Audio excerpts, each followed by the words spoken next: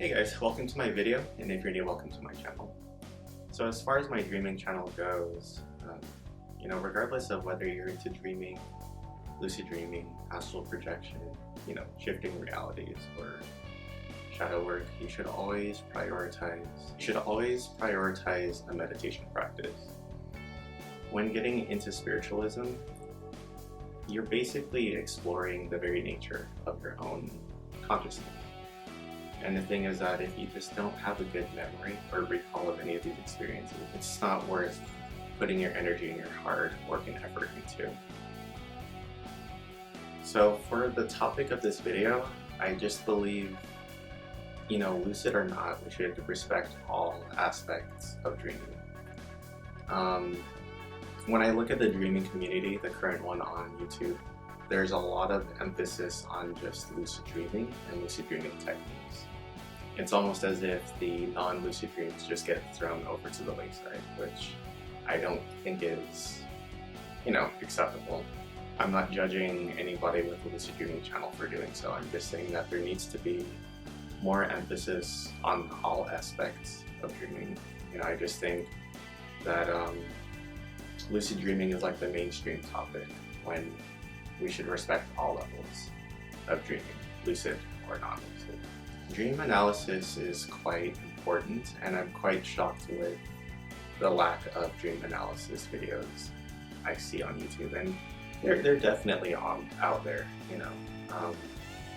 but it's never really the emphasis, or it's never really implemented or integrated into the work, which I think, again, just like you're going to hear me say many times, that in this case, like, analysis is important. Analysis is, it's just as necessary as all aspects of dreaming. There are people who do experience lucid dreams, but they don't really even get into the symbols, and I think that's intriguing because, when you achieve lucidity, I mean, that's already just an amazing feeling, but you would think that if you're in, like real time, so to speak, with the dream, while experiencing lucidity, you would really take each dream figure and symbol that much more seriously, considering you can do the dream work from within the dream. The whole idea here is that we're performing dream work. We are practitioners of dream work. When experiencing lucidity, you can perform the dream work right then and there. And it's not to say it's any better, because you can always perform dream work, outside of the dream, when you're in your normal waking state, or, within the waking dream, so to speak. But the thing is that I see all aspects of dreaming as, it's sacred. It's, and it's something I'm working on myself, but these elements are sacred, and I would just think that if you achieve lucidity, you would be more mindful of these symbols and of these figures, as opposed to just treating them like they're NPCs or non-playable characters within the dream. As far as dream incubation goes, dream incubation again can be described as the practice of setting your intentions as a way to steer your dreams towards a certain topic, as a way to unearth or discover certain hidden truths within yourself regarding the dream, or regarding your spiritual or dream journey. Dream incubation is an element that relates to, or it's connected to all aspects of dreaming, because by performing dream incubation, you're adding that element of continuity into your dreaming. So let's say you have like a really profound dream, but you want to know more about what's going on within yourself, symbolically. You can set your intentions on what it is you want to dream about regarding that dream, as a way to spark an entire new dream or series of daydreams, just as a way to dive in deeper and to get a better understanding and scope of these symbols and how they pertain to your well-being, or your waking dream, or reality, or your mental health or something. Dream incubation can also just be seen as revisiting certain dreams, revisiting certain topics, or if you, maybe if you've gone through something in life, and you still have this memory of maybe some sort of traumatic event that happened in your life. You can revisit that memory in a dream. So shadow work might be one of my biggest topics on my channel in general, or maybe within the next month or so. Like, I might put more of an emphasis on shadow work. Shadow work is important because the way I see it is that if you have a light, you have a shadow. And the thing is that even though shadow work can be intense or even sometimes just uncomfortable or scary, the idea here is to confront your shadow and to acknowledge your shadow. That way you can heal and you can grow from it. Like, the way I see it is just, if you have a really big shadow like I do, there's so much growth, there's so much potential that can come from that. Everybody has a shadow. So my dreams are actually quite dark. I've been practicing meditation not all my life, but for almost 15 years now.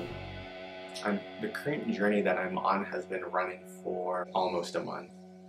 And if there's one thing I'm finding about my dreams is that they're quite dark, and there are elements that I'm not all too sure on whether, I want to share certain elements, like in video format with you guys.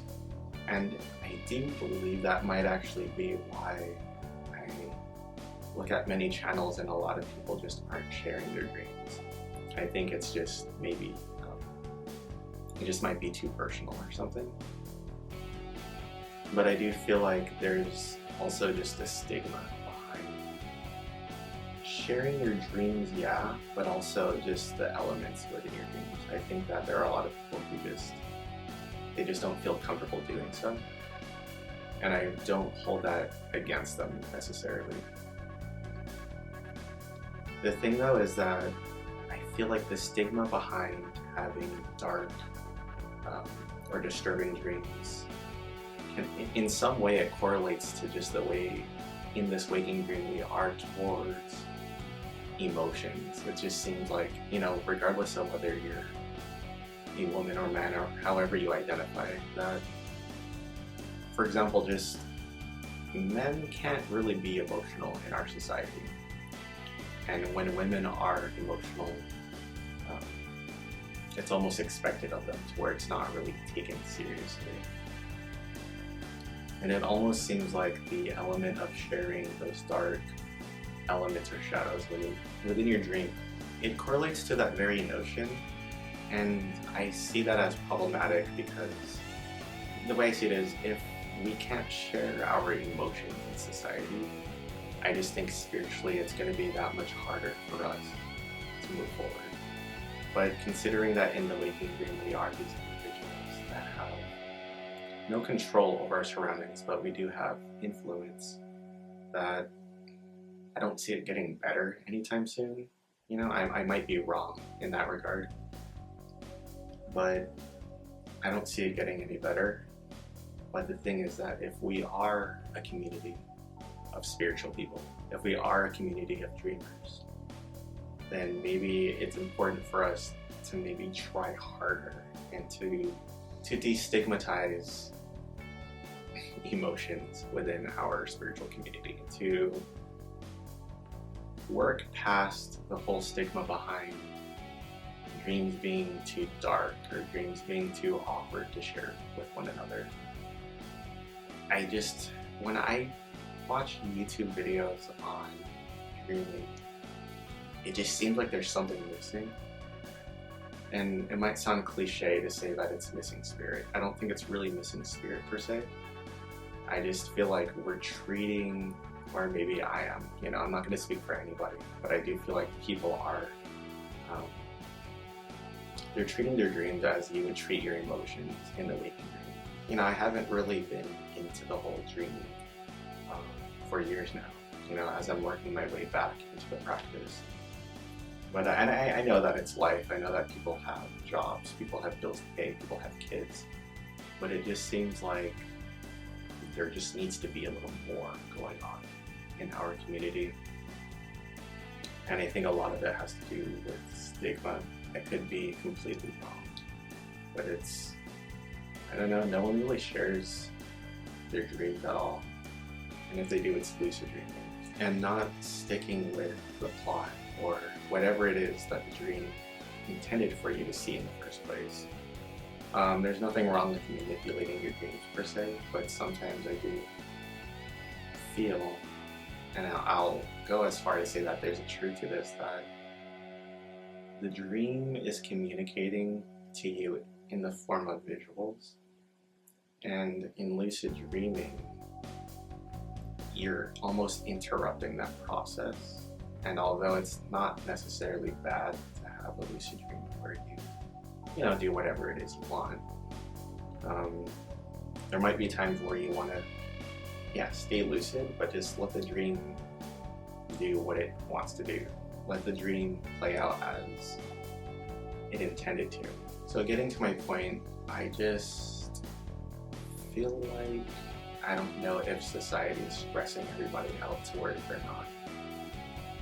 They're too distracted with society. They're too distracted with what's going on the news. They're too, you know, just caught up in the emotions. I do just hope that my videos will serve, you know, as a contribution or as a catalyst to getting more people back into the culture of dreaming.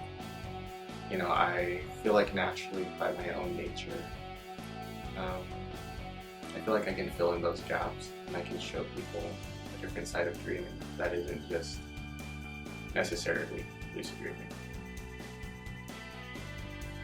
As I said in the beginning of this video, I think all levels of dreaming should be taken into consideration. They should be practiced, and they should all just be appreciated. Because again, whether you're lucid dreaming, whether you're astral projecting, shifting realities, or performing shadow work, the idea here is that we are all, if there's one thing we all have in common, it would be our interest in exploring the very nature of our own awareness, not only as individuals, but as a collective.